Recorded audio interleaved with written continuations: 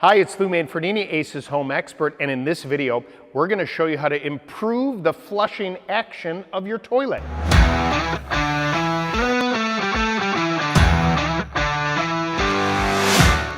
%90 of the time, if you notice that the flushing action of your toilet is not as forceful as it used to be, it's because the holes under the rim are clogged. You're going to fix this using a handheld mirror like this and a wire coat hanger. If you put that mirror down inside there, you see how you can see those holes right there? Well, those holes are what provide that swirling action in the toilet.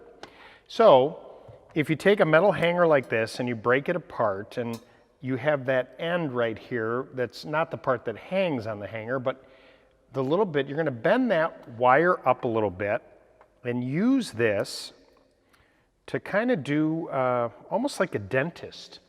You're going to take that mirror so that you can see the holes, and then you're going to take that end of the wire hanger and you're going to basically remove what would be called, like the plaque on your teeth.